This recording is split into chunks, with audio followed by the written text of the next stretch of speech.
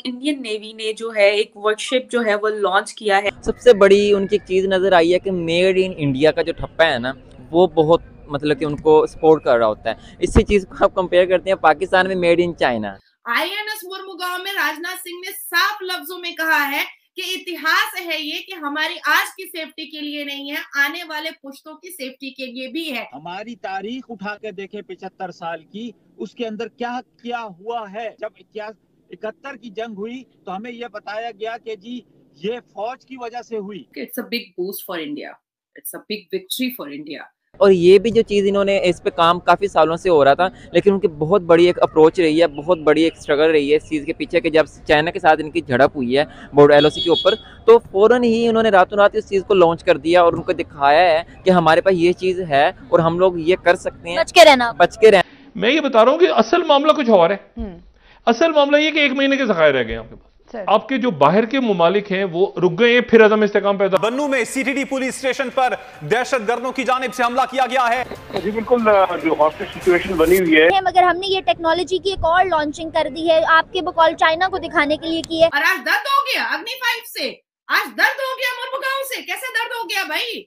अरे हर इंसान अपने लिए, अपनी सेफ्टी के लिए काम करता है, हमने भी किया है। शाजिया जी को अगर ज्यादा दर्द हो रहा है तो कहे कि बर्नौल लगा ले अपने माथे पर, तो थोड़ा सा तसल्ली और तशफ़ी हो जाएगी।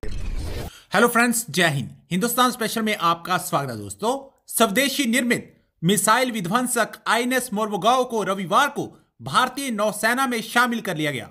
आईएनएस मोर्मुगाओ को सेना में शामिल किए जाने के लिए मुंबई में आयोजित कार्यक्रम के दौरान रक्षा मंत्री राजनाथ सिंह, नौसेना प्रमुख एडमिरल आर हरि कुमार और गोवा के मुख्यमंत्री प्रमोद सावंत भी उपस्थित रहे।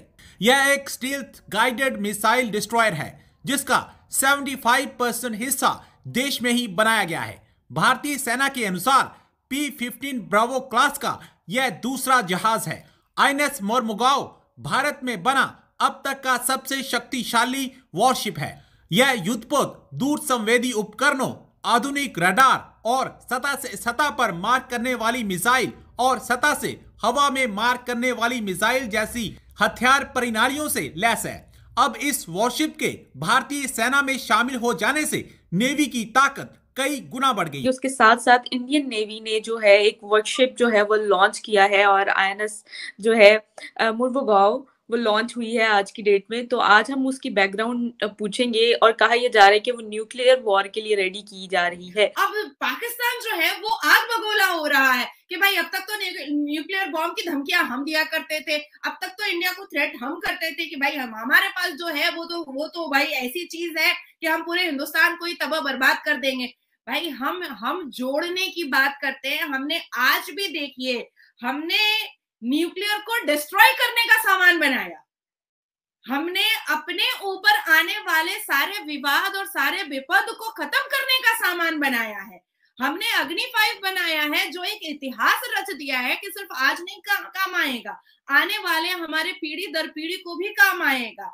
आईएनएस मुर्मुगांव में राजनाथ सिंह ने साफ लफ्जों में कहा है कि इतिहास है ये कि हमारी आज की सेफ्टी के लिए नहीं है, आने वाले पुश्तों की सेफ्टी के लिए भी है। अग्नि 5 के बारे में जहां तक बात है कि हमने साफ देखा है कि पहला ब्लास्टिक कॉन्टिनेंटल एक ऐसा अग्नि 5 आया है जो पहले कभी आया ही नहीं था। इतनी भारी मात्रा, इतना कैपेसिटी, इतना रेंज कभी आया ही नहीं था। लेकिन देखिए, मतलब छोटा सा एक थप्पड़ क्या पड़ गया चाइना ऑफिसर्स को। ये तो पाकिस्तान की शाजिया जी जो है वो तो तमीज तहजीब सब कुछ भूल कर बैठ गई और उन्होंने थप्पड़ वप्पड़ सब उठा लिया कि भाई हम दूसरा गाल नहीं बढ़ाएंगे और फलाना नहीं करेंगे।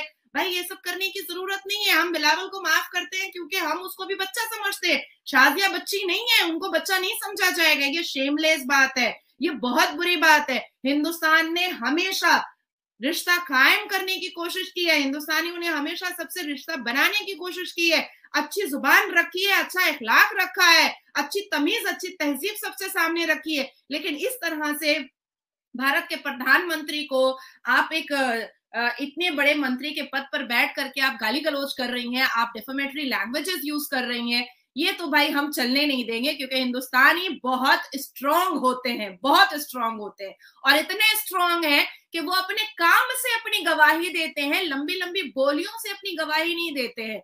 आप उसामा बिन लादेन को अपने घर में रखती हैं, तब तो आपकी इतनी लंबी जुबान नहीं आती है, और हर स्पोक पर्सन बैठ करके आपको तो ये नहीं याद दिलाता है कि आप आतंकवादियों को अपने पास रखती हैं, आप जिहादियों को अपने पास रखती हैं, आप टेररिस्ट को अपने पास रखती हैं, आप टेररिस्टों को रोटी और बोटी देती हैं, आप टेररिस्टों को घर में छुपा कर रखती हैं, नाती नवासों को रखती हैं, आप पेंट और कॉपी नहीं देती हैं, आपके यहाँ बंदूक दिया जाता है, बम दिया जाता है, आप एक मंत्रालय में के पद पे बैठ करके एक मंत्री हो करके आप न्यूक्लियर बॉम्ब की धमकियां दे रही हैं पड़ोसी मुल्कों को।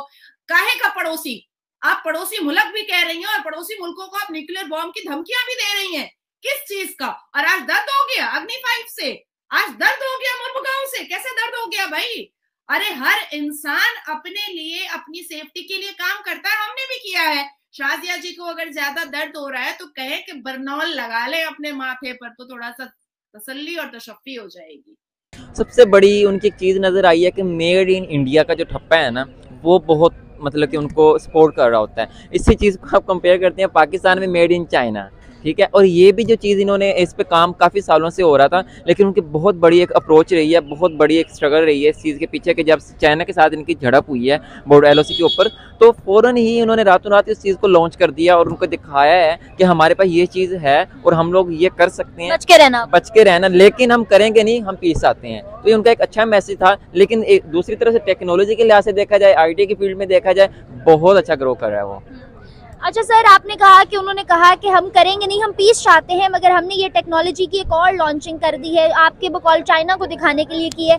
मुझे बताएं कि एक तरफ इंडिया हर गुजरते दिन के साथ टेक्नोलॉजी के साथ इनोवेशन लेके आ रहा है, प्रोडक्शन के अंदर, हर चीज़ के अंदर मैन्युफैक्चरिंग बहुत ज़्यादा बढ़ गई है, बट ऑन अनदर हैंड से 75 ईयर्स ही पाकिस्तान को हो चुके हैं। हमारे पास नो डाउट मिसाइल्स की अच्छी एवरेज मौजूद है, अच्छी हमारे पास मिलिट्री की, अगर इन तमाम चीज़ों की बात करें तो हमारे पास सेफ्टी प्रोटेक्शन के लिए सामान अच्छा है, मगर उसके अंदर कोई डेवलपमेंट नजर नहीं आ रही। किस तरह देखते हैं? डेवलपमेंट एक टाइम पर हो रही थी, लेकिन कुछ ये सियासती मामला जब पैदा हुए हैं ना, तो कहनी नहीं चाहिए, लेकिन ये है कि कुछ आर्मी ने भी सियासत में जब कदम रखना स्टार्ट किए ना, तब हम थोड़ा सा पीछे गए हैं। लेकिन एक टाइम था इंडिया को हम भी सलाहियत रखते थे टक्कर देने की, लेकिन एकदम से उसने ग्रो किया है। अफगानिस्तान को देख लें, सऊदी अरेबिया को देख लें, बांग्लादेश को देख लें, बांग्लादेश, अफगानिस्तान उसके साथ मिल गया।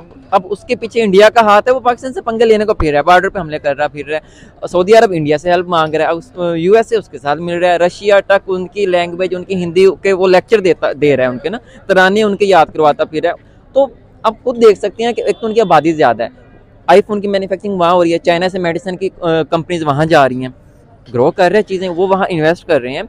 वो अपनी सबसे चीज़ मैटर करती है कि एजुकेशन सिस्टम, वो अपने बच्चों को ये चीज़ प्रोवाइड करते हैं। अगर पढ़ाते हैं ना, अब हम भी अल्हम्दुलिल्लाह BS किया हुआ है, अगर पढ़ते थे ना, 1 नाइट स्टडी वाले हैं हम लोग।